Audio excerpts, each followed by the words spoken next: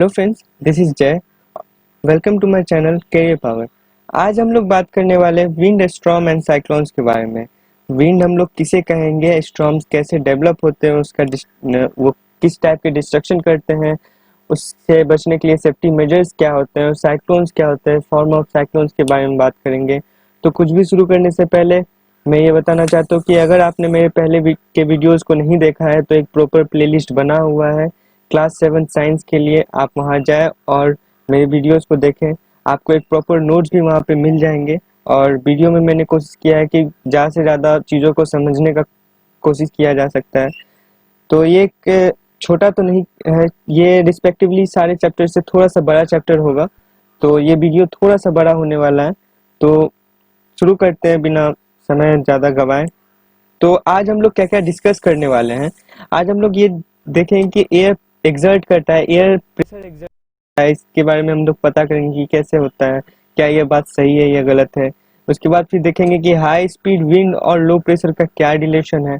Air जो होता है वो हीटिंग पे एक्सपेंड करता है, कैसे करता है, एक एक्सपेरिमेंट के जरिए इसको देखेंगे। फिर जनरेशन ऑफ विंड करंट, कैसे विंड करंट जनरेट होता है, थंडर स्टॉर्म और साइक्लोन क्या होते हैं, डिस्ट्रक्शन किस टाइप का डिस्ट्रक्शन होता है, उस डिस्ट्रक्शन से कैसे बच सकते हैं हम लोग, सेफ्टी मेजर्स क्या क्या यूज कर सकते हैं जब हम लोग साइक्लोन में फंसे हो, या फिर साइक्लोन जा चुका हो, या फिर साइक्लोन आने वाला हो।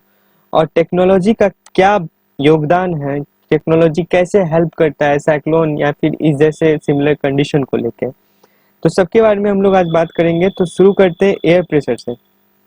तो सबसे पहले तो यही बात है कि मूविंग एयर जो होता है उसको हम लोग विंड कहते हैं। तो जब भी विंड का बात आए तो आप ये समझ लीजिए कि वो एयर जो है वो मोशन में है, वहां पे हवा है, वो चल रहा है। ठीक। तो एयर जो है प्रेशर एक्सर्ट करता है। बहुत एक फेमस क्वेश्चन बार बार पुटअप किया जाता है कि बैनर्स जो होते हैं, बड़े बड़े बैनर्स होते हैं, उसमें होल्स किए जाते हैं, थोड़े से बड़े ही होल्स किए जाते हैं। वो क्यों किए जाते हैं?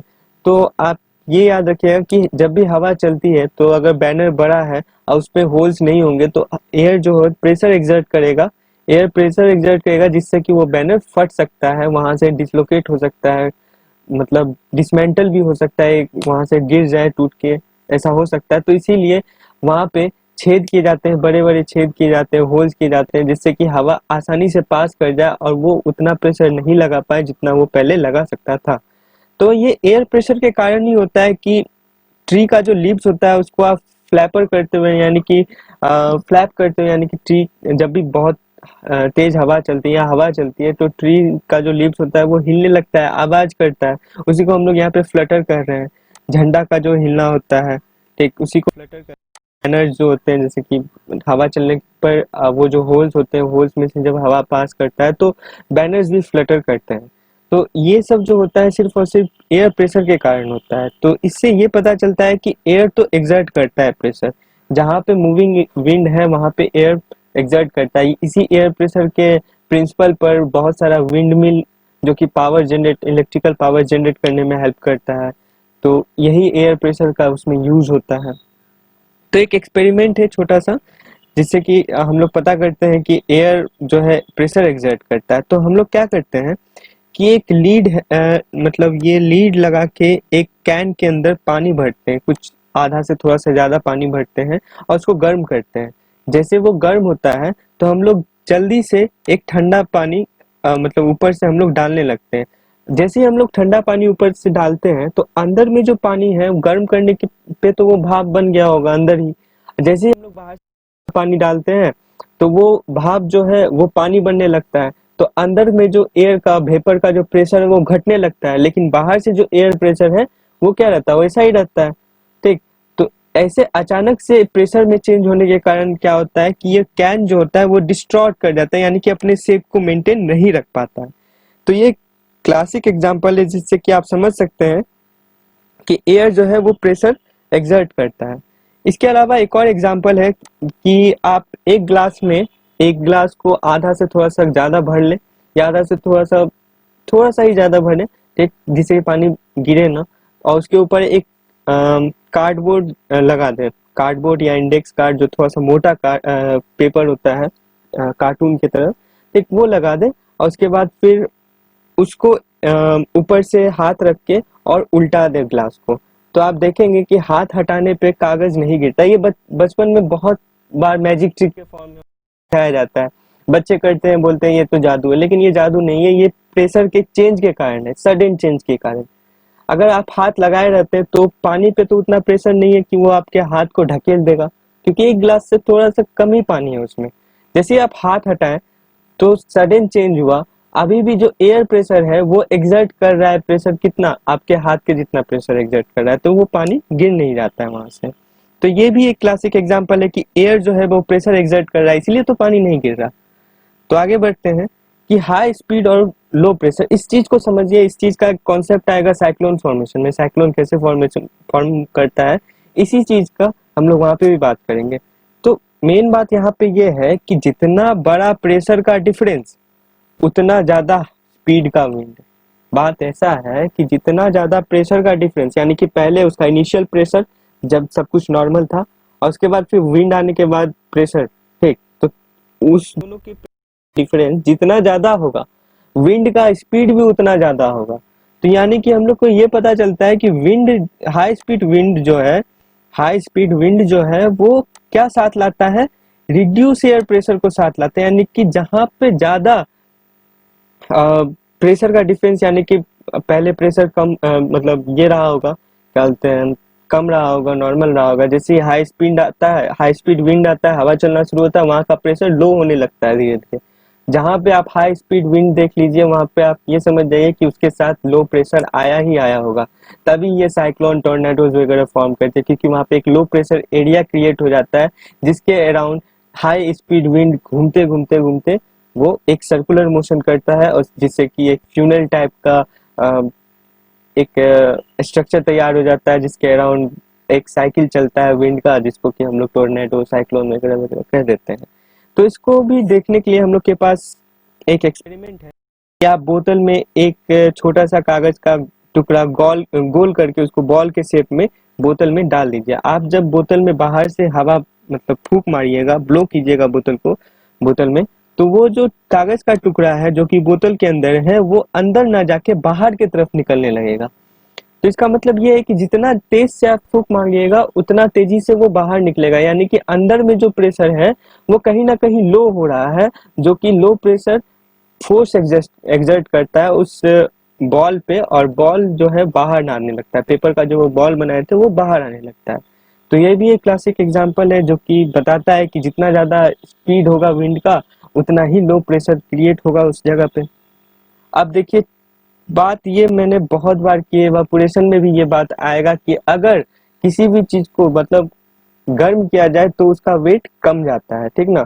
आप किसी भी चीज पे तो नहीं जाएंगे, अभी बहुत सारे उसमें एक्सेप्शंस आ जाएंगे, जाएंगे तो दिक्कत हो जाएगा, लेकिन एयर पे आप याद रखिएगा कि जितना ज्यादा उसको हीट किया जाता है वो उतना ज्यादा हल्का होने लगता है, और हल्का होने लगता है तो यानी कि वो एक्सपैंड भी करता है, ठीक ना। आपने बैलून्स देखा होगा जो कि लोगों को कैरी करते हैं, बड़े बड़े बैलून्स होते हैं, आपने देखा होगा कहीं ना कहीं फिगर या फिर पिक्चर्स वगैरह में देखे होंगे, मूवीज में देखे होंगे। तो वो भी इसी प्रिंसिपल पे काम करते हैं। जैसे ही एयर को बैलून के अंदर आग लगाया जाता है, बैलून के अंदर जो हवा भर के पे आग लगाया जाता है, तो वहां पे एयर गर्म होते रहता है। तो गर्म एयर जो होता है वो हल्का होता है, इतना हल्का होता है कि वो लिफ्ट कर सकता है 4-5 आदमी को एक बार में। तो इसी प्रिंसिपल का यूज होता है बैलून सब में। और आप यहाँ पे एक एक्सपेरिमेंट से भी पता कर सकते हैं, जैसे कि दो पेपर है जो कि स्ट्रिंग के जरिए यहाँ पे देखिए लटका हुआ है, और एक पेपर के नीचे जो कि इक्वल वेट का इनिशियली है, एक पेपर के नीचे हम लोग कैंडल को जला दिए। और इस पेपर का जो एयर है, एयर तो हर जगह है, इस पेपर के नीचे जो एयर होगा वो गर्म हो रहा होगा, गर्म हो रहा होगा यानी कि हल्का हो रहा होगा, वो एक्सपैंड कर रहा होगा, जिससे कि ये ऊपर उठ गया, ऊपर की तरफ उठ गया और ये नीचे आ गया। क्या, तो यानी कि कोल्ड एयर जो होता है वो हॉट एयर से रिलेटिवली भारी होता है, और हॉट एयर जो होता है वो हल्का होता है। इस बात को आप ध्यान में रखिएगा। Generation of current of wind, यानी कि विंड का करंट कैसे जनरेट करता है। विंड में करंट, विंड में मोशन तभी आएगा जब उसको हम लोग हीट करेंगे। आपने लैंड ब्रिज और सी ब्रिज में भी देखा होगा, हीट चैप्टर की जब हम लोगों ने बात की थी, हीट चैप्टर में कन्वेक्शन, रेडिएशन और कंडक्शन जब हम लोग कर रहे थे वहाँ पे लैंड ब्रिज और सी ब्रिज के बारे में मैंने बताया था कि जब लैंड से गर्म होता है हवा तो वो सी की तरफ जाता है और सी का ठंडा हवा लैंड की तरफ आता है और नाइट में जस्ट उल्टा हो जाता है। तो क्या होता है कि जब भी अ, अपना जगह छोड़ता है ना तो उसके जगह पे ठंडा हवा आने लगता है और ठंडा हवा जैसे ही उस गर्म जगह पे आता है वो फिर गर्म हो जाता है, फिर वो अपना जगह छोड़ता है, फिर पीछे से ठंडा हवा आता है, फिर इसी तरह से एक साइकिल चलता है। ये सब जगह नॉर्मल है, ये यही कॉमन कॉन्सेप्ट काम करता है सब जगह जहां भी एयर गर्म हो रहा है। तो यही कॉन्सेप्ट पे विंड करंट भी जनरेट होता है। विंड करंट लिटरली दो जगह से हम लोग जनरेट कर सकते हैं, दो जगह का देखते हैं। पहला तो अनइवन हीटिंग होता है कहाँ पे, इक्वेटर और पोल्स के बीच में। एक अनइवन हीटिंग होता है लैंड और वाटर में। ये वाला एग्जांपल हम लोग सी ब्रीज और लैंड ब्रीज का हम लोग ले सकते हैं। लैंड और वाटर में यानी कि वाटर हो गया हम लोग का ओशियन या सी और लैंड हो गया हम लोग का सी कोस्ट। तो वहां से आप उस एग्जाम्पल को रिलेट कर सकते हैं। तो हम लोग एक चीज को अच्छे से समझेंगे, वो इक्वेटर वाला पार्ट। इक्वेटर वाले पार्ट में क्या है कि ये इक्वेटर है, ठीक। इक्वेटर है और इक्वेटर के बगल में कैंसर, ये ट्रॉपिक ऑफ कैप्रिकॉर्न। अगर ये नहीं पता है तो ज्योग्राफी में आपको बताया जाएगा, आप लोग घबराइए मत, ये एक नॉर्मल सा चीज है। तो ये ट्रॉपिक ऑफ कैंसर और ट्रॉपिक ऑफ कैप्रिकॉर्न जो इक्वेटर के नजदीक है, यहाँ पे सूरज सबसे ज्यादा हीट प्रोवाइड करता है, ठीक। तो यहाँ का जो एयर होगा वो गर्म होके जाना चाहेगा, यानी कि यहाँ का एयर जो होगा वो गर्म होके यहाँ से निकलना चाहेगा। लेकिन यह जो पोल है, ये जो पोल वाला एरिया है, आर्टिक रीजन अंटार्कटिक रीजन, तो यहाँ से क्या होगा, यहाँ से तो ठंड हवा है ना, तो ये ठंड हवा वापस से इस जगह पे आना चाहेगा, क्योंकि यहाँ से जगह खाली हो रहा है तो लो प्रेशर बन रहा है। लो प्रेशर बन रहा है तो उसको प्रेशर को ठीक करने के लिए यहाँ से मतलब पोलर एरिया से विंड वापस से आएगा। फिर यहाँ पे आके ये पोलर एरिया वाला विंड जो है यहाँ आके मतलब ट्रॉपिक ऑफ कैंसर या इक्वेटर के पास आके फिर गर्म हो जाएगा। फिर ये यहाँ से जाने का कोशिश करेगा, फिर दूसरा विंड आएगा। तो ये इस तरह से ये साइकिल चलते रहता है। इसके कारण क्या होता है, विंड करंट जनरेट होते हैं जो कि लोकल लोकल जगह पे लोकल विंड्स कहलाते हैं। जैसे कि अपना मानसून हुआ, मानसून क्या होता है, वो लार्ज सी से क्लाउड लेके आता है जो कि यहाँ पे रेन करता है। तो सबसे पहले मानसून केरला के साइड आता है, केरला के साइड आते आते फिर हम लोग के नॉर्थ ईस्ट साइड आता है, फिर हिमालय से होके वापस जाते हैं।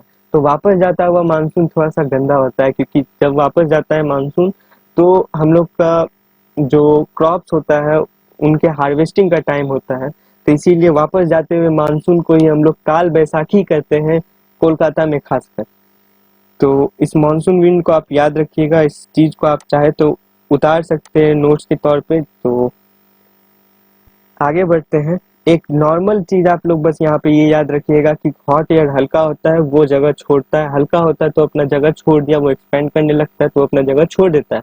उसके जगह पे कोल्ड एयर आना चाहता है, जैसे ही कोल्ड एयर आता है वो फिर जाता है, कोल्ड एयर भी हॉट हो जाता है क्योंकि जगह हॉट है।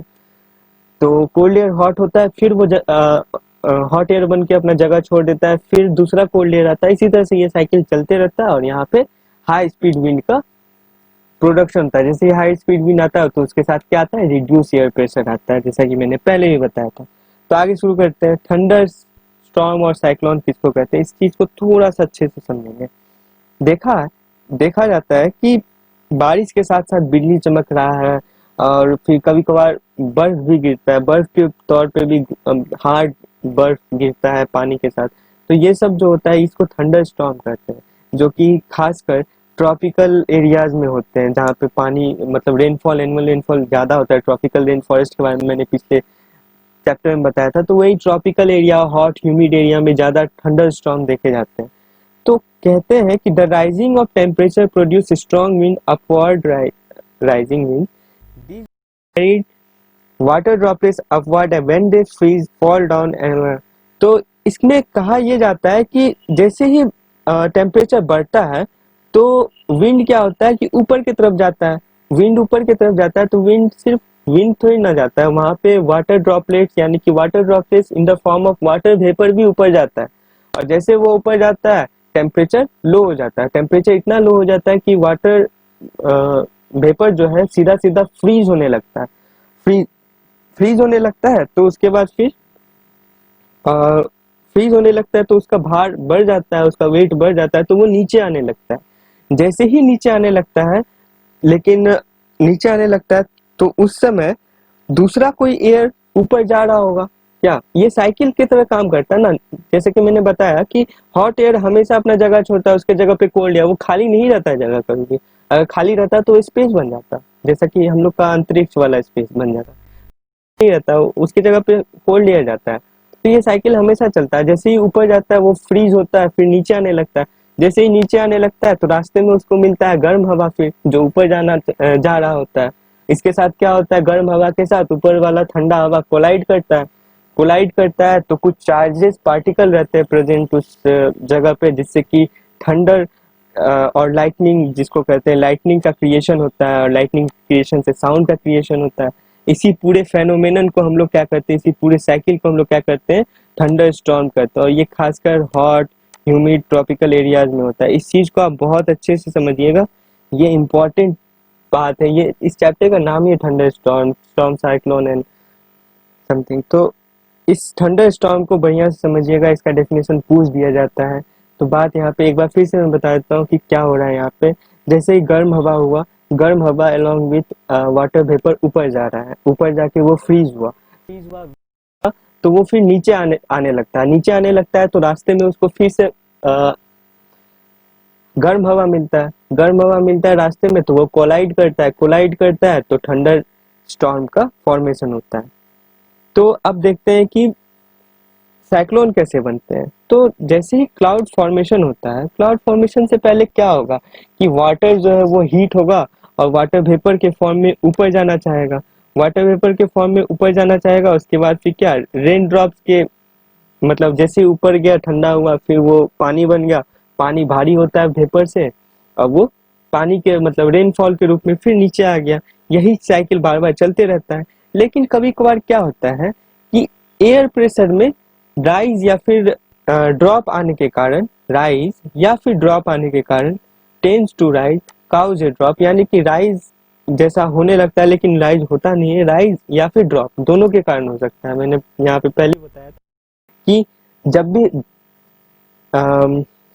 हाई स्पीड विंड होगा तो लो प्रेशर वहां पे क्रिएट होगा। तो यहाँ पे हाई प्रेशर तभी आएगा जब वो तेजी से जाएगा, तेजी से जाने के लिए साइकिल को बार बार करना पड़ेगा। तो यहाँ पे आप ये समझिए कि हाई या फिर लो प्रेशर के कारण क्या होता है कि मोस्ट एयर जो होता है, कि मोस्ट एयर मतलब कि जैसे कि आप इसको ऐसे समझिए, थंडर क्लाउड की तरह ही समझिए, इसको थंडर स्टॉर्म की तरह ही समझिए कि हीट जो है, हीट वाला जो गर्म हवा है, गर्म हवा ऊपर की तरफ जा रहा है, ठीक ना, वो जा रहा है नीचे से, फिर एक गर्म हवा ठेल रहा है कि भाई जल्दी चलो थोड़ा सा, फिर उसको पीछे से कोई ठेल रहा है, भाई जल्दी चलो, फिर सामने वाला थोड़ा सा गुस्सा गया, सामने वाला नहीं हम बहुत तेज चलेंगे, अब वो दौड़ने लगता है, तो पीछे वाला भी दौड़ने लगता है, क्योंकि गैप खाली नहीं होना चाहिए, पीछे वाला भी दौड़ने लगता है। फिर कोल्ड एयर देखता है, अरे गैप खाली हो गया, तुरंत गैप खाली होगा, कोल्ड एयर भी दौड़ने लगता है। तो ये दौड़ा भागी में क्या होता है कि ये जो साइकिल है बहुत तेजी से होने लगता है, जिसके कारण कि एक स्टॉर्म क्रिएट हो जाता है। और जैसे ही स्टॉर्म क्रिएट हो जाता है तो वहां पे ये रुकता नहीं है, क्योंकि स्टॉर्म क्रिएट होता है उसके बीच में लो प्रेशर, स्टॉर्म के बीच में हमेशा लो प्रेशर होता है, आप याद रखिएगा इस चीज को। स्टॉर्म के बीच में लो प्रेशर, लो प्रेशर में बार बार एयर जो है रश करता है, गर्म गर्म वाला भी दौड़ रहा है, ठंडा वाला भी दौड़ रहा है, गर्म वाला भी दौड़ रहा है, ठंडा वाला भी दौड़ रहा है, एयर, ठीक। तो ये बार बार साइकिल बहुत स्पीड से चलता है, जिसके कारण कि एक पूरा का पूरा साइक्लोन क्रिएट हो जाता है। तो ये साइकिल बार बार चलते रहता है। उसके बाद फिर यही साइकिल लास्ट में एक बहुत ही ज्यादा लो प्रेशर सिस्टम क्रिएट कर देता है, और जहाँ पे लो प्रेशर सिस्टम हुआ वहाँ पे हाई स्पीड विंड होगा ही, और यही हाई स्पीड विंड को हम लोग क्या कहते हैं, साइक्लोन कहते हैं। ये बहुत ही डिस्ट्रक्शन काउज करता है। ये एक बहुत ही वाइड एरिया में होता है, ऐसा वाइड एरिया में होता है कि आप इसको सैटेलाइट से इसका फोटो खींचा जाता है, ऊपर सैटेलाइट से इसका फोटो खींचा जाता है, तब पता चलता है कि इसका सेंटर कहाँ है। और सेंटर ऑफ साइक्लोन को हम लोग साइक्लोन भी कहते हैं, ठीक ना। और सेंटर ऑफ जो अर्थक्वेक होता है उसको हम लोग ईपी सेंटर कहते हैं। इस चीज को आप ध्यान रख सकते हैं। तो यहाँ पे पिक में देखते हैं कि थंडर स्टॉर्म का फॉर्मेशन कैसे होता है। Thunderstorm when warm and humid air rapidly with the cumulonimbus. देखिए, कोलम्बिनस क्लाउड कहने का मतलब ऐसा क्लाउड जिसमें चार्ज पार्टिकल है, कोलम्ब कहीं भी लगा हुआ हो, वो चार्ज कैरी करता है, तभी तो चार्ज कैरी करेगा, तभी तो कोलिजन होगा चार्ज पार्टिकल में, और चार्ज पार्टिकल में कोलिजन के कारण ही तो वो थंडर का हम लोग को लाइट वगैरह देखने मिलता है, लाइटनिंग देखने मिलता है, थंडर देखने मिलता है, साउंड आता है वैसा। तो आप इस चीज को बेहतर समझ लिए होंगे, मैं आशा करता हूँ। आगे बढ़ेंगे, कुछ और टॉपिक्स हैं। डिस्ट्रक्शन कैसा होता है, जैसे कि मैंने बताया साइक्लोन बहुत ज्यादा स्पीड में होता है। वो नॉर्मल साइक्लोन 200 से 300 किलोमीटर प्रति घंटा के हिसाब से वो चलता है। 200 से 300 kmph यानी कि kilometre per hour wind speed होता है, जो कि ट्रीज, हाउस या फिर कार्स, इवन कार्स को भी वो स्वैप आउट कर देता है अपने जगह से। उसके अलावा उसमें बहुत ज्यादा हैवी रेनफॉल होता है अलोंग विथ इतना स्पीड ऑफ विंड, तो बहुत ज्यादा डिस्ट्रक्शन होता है। तो इसको अगर आप दूर से देखेंगे ना तो लगेगा कि एक वाटर का वॉल जो है वो आ रहा है आपके तरफ, और आप इससे बच नहीं सकते। तो अभी आजकल टेक्नोलॉजी इतनी अच्छी हो गई है कि इस साइक्लोन्स के बारे में हम लोग को 24 घंटा 46 घंटा पहले ही पता चल जाता है, तो हम लोग पहले ही प्रिपेयर हो जाते हैं, अलर्ट मिल जाता है पहले ही गवर्नमेंट से कि हाँ आने वाला है साइक्लोन, आप लोग प्रिपेयर हो जाइए, और कोई भी मछुआरे हैं तो वो समुद्र में नहीं जाइए। तो इस कारण से क्या होता है, कुछ हार्म जो होता है लाइफ का, खास करके हार्म जो होता है वो बच जाता है, लेकिन पहले के जमाने में ऐसा नहीं होता था। इस बात को और अच्छे से हम लोग टेक्नोलॉजीज में समझेंगे। तो साइक्लोन का कुछ कुछ नाम होता है। साइक्लोन का एक नाम होता है हरिकेन। हरिकेन इसको कहते हैं, इसको हरिकेन, ठीक ना। और टाइफून जो होता है ये खासकर जापान में यूज होता है, हम लोग तो साइक्लोन ही कहते हैं। साइक्लोन को हिंदी में चक्रवात भी कहा जाता है, चक्रवाती तूफान, चक्रवात ऐसा कहा जाता है। तो हरिकेन इसको अमेरिका में कहा जाता है, और टाइफून इसको जापान में कहा जाता है। एक टोर्नेडो है। टोर्नेडो एक ऐसा फॉर्म है साइक्लोन का जो कि पानी में नहीं होता है। सारे साइक्लोन जो होते हैं वो या तो सी में जनरेट होते हैं, या बेज मतलब कि खाड़ी, वहां पे भी सी होता है, ये सी ओशियन या खाड़ी, बे ऑफ बंगाल आपने सुना होगा, तो वही खाड़ी यार में खाड़ी सब में ये जनरेट होते हैं। लेकिन टोर्नेडो जो होता है वो किसी भी क्या बोलते हैं सी में नहीं होता, और कुछ कुछ टोर्नेडो सीज में भी मतलब जनरेट होते हैं, उसको हम लोग वाटर स्पाउट कहते हैं। ठीक, तो उस बारे में बात नहीं करेंगे, पहले टोर्नेडोज को देखेंगे। टोर्नेडोज जो होते हैं वो जो उसका बेसिक प्रिंसिपल होता है वो साइक्लोन वाला ही होता है, लेकिन उसमें रेनफॉल नहीं होता है, वो प्योर एयर का होता है, और वो ज्यादा डिस्ट्रक्शन कॉज करता है। वो अप्रोक्सीमेटली 300 किलोमीटर पर आवर का स्पीड तो रखता ही है। आपका अगर घर कंक्रीट से बना हो या फिर कितना भी मजबूत चीज से बना हो, आपका घर अगर इसके चपेट में आया, टोर्नेडो के चपेट में, तो वो बहुत ज्यादा डैमेज लेगा ही लेगा। ठीक, तो ये जो होता है ये अप्रोक्सीमेट 300 किलोमीटर पर आवर की स्पीड से चलता है। आप खासकर अमेरिका की तरफ ज़्यादा आता है, यहाँ पे टोर्नेडोज नहीं आता है, लेकिन आप इसका स्मॉल फॉर्म देख सकते हैं। जब भी गर्मी का मौसम होता है और लू चलता है तो देखते होंगे कि कागज एक सर्कुलर फॉर्म में घूमने लगता है, कागज या फिर डस्ट वगैरह सर्कुलर फॉर्म में घूमने लगता है, कुछ देर घूमा, उसके बाद बंद हो जाता है। तो हम लोग में ऐसा नहीं होता है कि बहुत प्रोन है हम लोग का एरिया इंडिया कि इसमें टोर्नेडो आए। लेकिन हाँ, ये अमेरिका वगैरह यूरोपियन कंट्रीज है कुछ, वहाँ पे ये मोस्ट कॉमन है, आता ही है। तो उससे बचने के लिए वहाँ पे बंकर्स वगैरह होते हैं। जब भी टोर्नेडोज आने वाले होते हैं तो इन लोगों को पता चल जाता है, वहाँ अलर्ट दे दिया जाता है, तो ये सारे लोग बंकर्स में शिफ्ट हो जाते हैं, और ऐसा ही कुछ। तो हम लोग का जो कोस्ट लाइन है, इंडिया का जो कोस्ट लाइन है, वो किसके लिए ज्यादा अलर्ट रहता है? साइक्लोन के लिए। आप लोग सुनते होंगे उड़ीसा में साइक्लोन आया, बंगाल में साइक्लोन आया, इवन महाराष्ट्र में आ सकता है, गुजरात में आ सकता है। जितने भी कोस्ट लाइन वाले एरिया हैं वहां पे साइक्लोन आ सकता है। वो ज्यादा मतलब डैमेज्ड होंगे प्रॉपर्टीज के हिसाब से अगर देखें, या फिर लाइफ के हिसाब से देखें, तो वो ज्यादा डैमेज टेक करेंगे, बजाय जो अंदर वाले जैसे बिहार है, झारखंड है, वहाँ पे ये साइक्लोन का प्रभाव बहुत कम आएगा। अब बिहार में तो साइक्लोन नहीं आ रहा है, अभी बाढ़ आया हुआ है। तो चलिए आगे बढ़ते हैं, ये सब चीज को छोड़ते हैं थोड़ा सा। तो साइक्लोन के जब आता है तो थोड़ा सा सेफ्टी मेजर्स देखते हैं, जब आने वाला होता है तब, और जब चला गया होता है तब। तो दो तीन सेफ्टी मेजर्स हैं। जब भी साइक्लोन आने वाला होता है तो हम लोग को वार्निंग और फोरकास्ट वगैरह मिलता है, तो उसको सीरियसली ले। ठीक, गवर्नमेंट एजेंसी जो है कम्युनिकेशन करते हैं, हम लोग को कम्युनिकेट करके बताते हैं कि कोस्ट के नियर ना जाए। मछुआरों को बोला जाता है कि आप मछली पकड़ने ना जाए समुद्र के पास। ठीक, कंस्ट्रक्शन ऑफ साइक्लोन सेंटर, यानी कि वही बंकर्स के बारे में मैंने जो बताया कि साइक्लोन सेंटर्स होता है, जब भी साइक्लोन आते हैं तो वो लोगों को बंकर्स में या एक सेफ हाउस में पहुंचाया जाता है। उसके बाद अदर प्रिकॉशन में आता है कि जब साइक्लोन चल रहा हो, ठीक, या साइक्लोन जा चुका हो तो क्या होना चाहिए, क्या करना चाहिए। पहला तो ये कि जब भी साइक्लोन गया हो तो कोई भी वाटर को आप ड्रिंक ना करें। साइक्लोन जब भी गया हो तो टैंक में पड़ा हुआ पानी या फिर कैसे ओपन पानी को आप ड्रिंक ना करें, वो कॉन्टामिनेटेड होता है, यानी गंदा होता है, उससे बीमारियां हो सकती है जैसे कि डायरिया। ठीक, हमेशा एक बोतल में या पैक्ड या सील्ड जगह पे, ठीक, पानी को स्टोर करके रखें इमरजेंसी के लिए।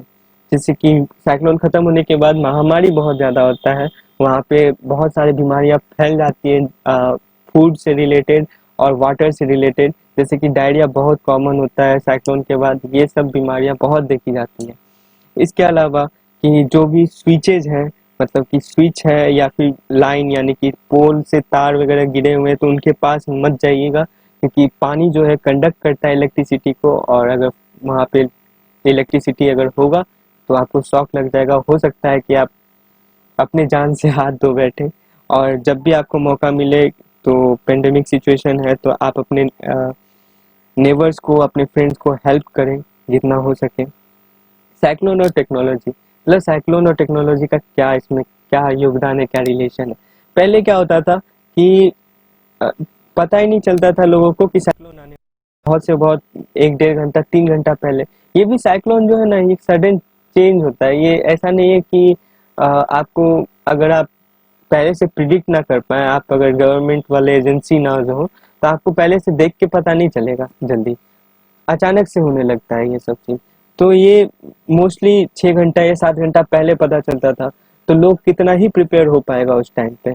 तो पहले ऐसा होता था, लेकिन आज हम लोग थोड़ा सा सेफ फील करते हैं, क्योंकि सैटेलाइट है, रेडार है, जिसके कारण क्या होता है, साइक्लोन का अलर्ट मिल जाता है। मिनिमम 48 घंटा पहले हम लोग को साइक्लोन का अलर्ट मिल जाता है, और अलर्ट मिल जाता है कि हाँ आ सकता है, अलर्ट का मतलब कि आ सकता है। और जब आने वाला होता है तो 24 घंटा पहले हम लोग को बोल दिया जाता है कि आएगा ही साइक्लोन, आप अपना प्रिपरेशन पूरा कर लीजिए और आप कोस्ट की तरफ मत जाइए, घर में थोड़ा सा सेफ्टी मेजर्स कीजिए। जब भी आपको जो भी आपका राशन पानी वगैरह है उसको आप इकट्ठा करके रख लीजिए, क्योंकि ये कितना देर का सब फोरकास्ट किया जाता है। तो बस आज के लिए इतना ही था ये चैप्टर भी थ्योरी बेस्ड था। इसमें आपको समझने के लिए बस इतना ही है कि एयर जो है एग्जर्ट करता है प्रेशर, और एयर जो है वार्म होता है तो वो हल्का होता है, और एक्सपैंड करता है तो वो एक्सपैंड और हल्का होने के कारण उड़ता है, और उसके जगह पे कोल्ड एयर आता है। और सब जगह पे, चाहे वो थंडर स्टॉर्म हो, चाहे वो कोई भी टाइप का स्टॉर्म हो, रेनफॉल हो, सब जगह पे एक ही कॉन्सेप्ट काम करता है, यही cycle of hot air and cold air. वो लैंड और सी ब्रीज वाला कॉन्सेप्ट सब जगह काम कर रहा है। ठीक, इसी में अगर कुछ आयंस पार्टिकल आ गए तो थंडर और लाइटनिंग हम लोग को देखने मिल गया, तो ये थंडर स्टॉर्म हो गया, और ये बहुत ज्यादा वास्ट एरिया में हो गया, तो ये इसी को हम लोग साइक्लोन कह देते हैं। और एक कॉन्सेंट्रेटेड एरिया में अगर हुआ तो इसी को हम लोग टोर्नेडोज कह देते हैं। तो बस आज के लिए इतना ही। अगर आपको ये वीडियो पसंद आया तो लाइक शेयर और सब्सक्राइब जरूर करें मेरे चैनल कैरियर पावर को।